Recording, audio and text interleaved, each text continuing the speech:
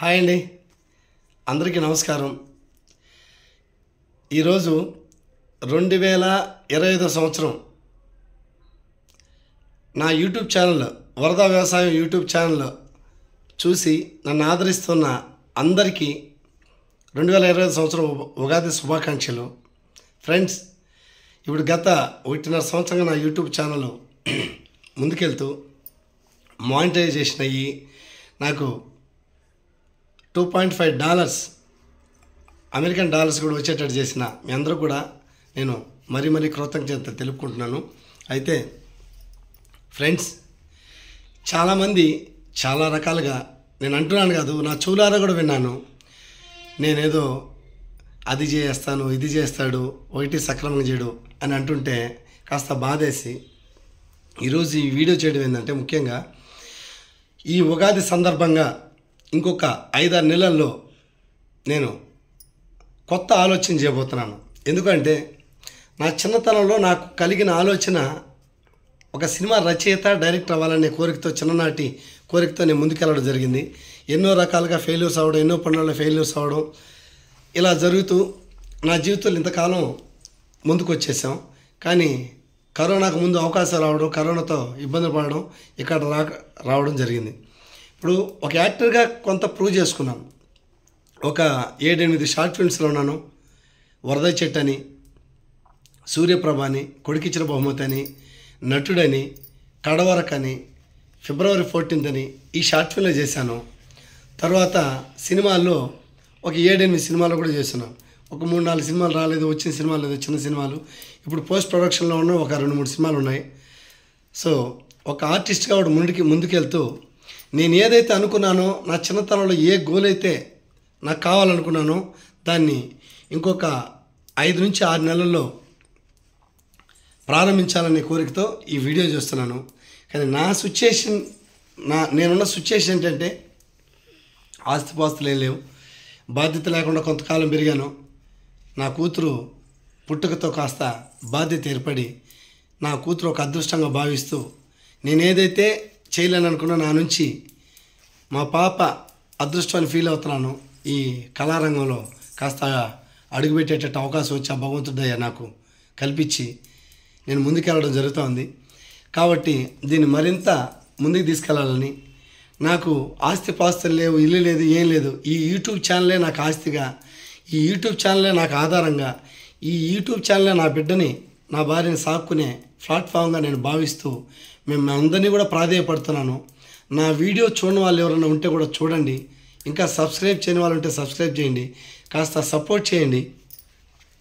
నేను ముఖ్యంగా చెప్పదలుచుకుంది ఏంటంటే, నాకు పాఠాలు చెప్పిన గురువు కానుంచి నాకు ఈ సినిమాలో కాస్త అంతో ఇంత నేర్పించిన గురువుల వరకు కూడా నేను కృతజ్ఞత తెలుపుకుంటూ వాళ్ళని గౌరవిస్తూ, నేను కొంతమందికి ఉపయోగపడి ఉంటాను తప్ప నేను ఎవరిని కూడా కించపరిచి మాట్లాడే పరిస్థితి చేసాను.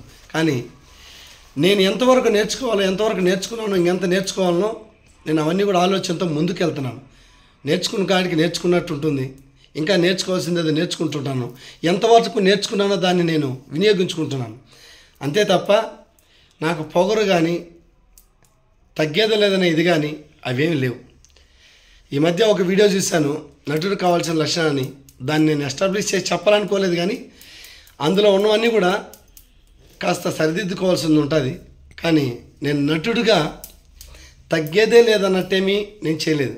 నా గ్రామంలో నుంచి కూడా, నా సొంత గ్రామంలో నుంచి కూడా, నేను బతికిన ప్లేస్లో నుంచి కూడా ఎక్కడన్నా ఎవరన్నా అడిగితే తిరిగి ఒక మాట అన్నా రెండోసారి ఆలోచిస్తాను, లేదంటే కాస్త తలంచుకొని వెళ్ళిపోయేదే. కానీ ప్రతి ఒక్కరితోనూ తలపడేటట్టుంటే నేను ఈ పరిస్థితిలో నేను ఉండేవాడిని కాదు. అయితే నాకు ఇచ్చిన వాళ్ళు, నాకు అప్పించిన వాళ్ళ కానుంచి, నా స్నేహితుల కానుంచి అందరినీ కూడా నేను ఎక్కడ దూరం చేయకుండా సరదాగా నేను ముందుకెళ్తాను తప్ప అన్నదమ్ముల్ని, బంధువుల్ని మొత్తం కూడా. సో ఈరోజు ముఖ్యంగా నాకు సపోర్ట్ చేసిన వ్యవసాయ ఛానల్, ఈ వరద వ్యవసాయం ఛానల్ సపోర్ట్ చేసిన బంధువులు కావచ్చు, సొంత అన్నదమ్ములు కావచ్చు, స్నేహితులు కావచ్చు, మా గురువులు కావచ్చు, ఎవరైనా మా క్లాస్మేట్స్ కావచ్చు, పేరు పరి మొత్తం తెలియని వాళ్ళు, ఈ వ్యూవర్స్ కావచ్చు, అందరూ కూడా నాకు సపోర్ట్ చేసినందుకు మరొకసారి ధన్యవాదాలు తెలుపుకుంటూ నా విధానాన్ని నేను విన్నవించుకుంటున్నాను. ఇప్పుడు నా స్థితి అది కాదు, నా ఆలోచన అది కాదు, ఎవరిని తక్కువ చేసి మాట్లాడే పరిస్థితి కాదు. కానీ నాకు 6 సంవత్సరాల బిడ్డ 1వ తరగతి చదువుతుంది. ఈసారి 2వ తరగతికి వెళ్ళబోతుంది. నా భార్య 2 మోకాలు ఆపరేషన్ చేయాలని డాక్టర్లు అంటే తను ఎట్టి పరిస్థితుల్లోనూ వీడియో ముందుకు నేను రాలేనంటే నేను కాస్త రిక్వెస్ట్ చేసి మా పరిస్థితి ఏంటో చెప్పుకోవాలనే ఉద్దేశంగా నేను వీడియో చేస్తున్నాను. కానీ ఇదేదో చెప్పి మా మీద జాలి చూపించి చేయాలని కాదు. ఈ లైఫ్ ఇంకా లేదు అనుకున్న వాళ్ళు చాలామంది ఉన్నారు. వీడెందుకు పనికి రావడానికి వాళ్ళు ఎంతోమంది ఉన్నారు. కానీ ఒక్కొక్కడు ఒక్కొక్క దాంట్లో పనికొస్తాడు. సో నేను దేని వల్ల పనికొస్తాను, నేను దేనికి పనికొస్తాను మీకంటూ కాస్త నిరూపిస్తాను. నేను ఈ ఫీల్డ్లో చాలామందికి చాలా హెల్ప్ చేశాను, నేను చేయడమే కాకుండా. కానీ నాకు నేను చేసుకోవడం మర్చిపోయాను. సో నేనేం చేయాలి, నేను ఎలా చేయాలని ఇంకొక 5 to 6 monthsలో నేను ముందుకెళ్తాను. కాబట్టి నన్ను ఎవరైనా తక్కువ అంచనా వేసేవాళ్ళు ఉన్నా లేదా పోటీ అనుకున్నా అది పొరపాటు. నేను ఎవరికి పోటీ కానండి. ఎవరో డైరెక్టర్ అవ్వాలంటే వీడు అవుతాడని, ఎవడో రచయిత అవుతాడంటే వీడు అవుతాడని అదేం లేదు. నా చిన్ననాటి వయసు నుంచి, నా చిన్నతనం నుంచి నేను సుమారు 150 కథలు రాశాను. ఆ కథల్లో 50 కథలు వచ్చేసాయి. పాత కథలు 100 కథలు మిగిలి ఉన్నాయి. ఇప్పుడు మళ్ళీ ఒక 20 కథలు రాసుకున్నాను. అన్నీ కూడా మూల కథలు రాసుకున్నాను.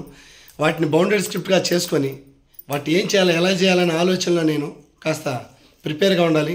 ముందు నా యూట్యూబ్ ఛానల్లో కాస్త ఫైనాన్షియల్గా నిలదొక్కునేటట్టు నాకు ఇదే ఆస్తిగా భావిస్తూ నా బిడ్డని, నా భార్యని కాస్త పోషించుకునేలా నాకు ఆస్తి కావాలని, మీరు అందరి ఆశీర్వాదం కూడా నాకు ఉండాలని, మీ సపోర్ట్ నాకు చాలా అవసరమని మిమ్మల్ని ప్రాధేయపడుతున్నాను. దయచేసి ఈ వీడియో చూసిన వాళ్ళు ఎవరైనా కూడా కొంతమందికి షేర్ చేయండి, మీ స్టేటస్లో పెట్టుకోండి. నేను మీ అందరికి కూడా ఆనందకరమైన వీడియోలు, సంతోషకరమైన వీడియోలు, కామెడీ వీడియోలు అన్నీ కూడా నేను చేస్తాను. కానీ ప్రస్తుతం నేను కామెడీ చేసే పరిస్థితులు లేను కాబట్టి మీ కామెడీని పండించలేను. సో ఫ్రెండ్స్, నన్ను ఆదరించండి. నా భార్య బిడ్డని ఈ యూట్యూబ్ ద్వారా 4 మెతుకులు తిని నా బిడ్డని చదివించేటట్టుగా కాస్త ముందుకు తీసుకెళ్లేటట్టుగా మీరు సహాయం చేయండి. ఉంటాను friends. Thank you very much.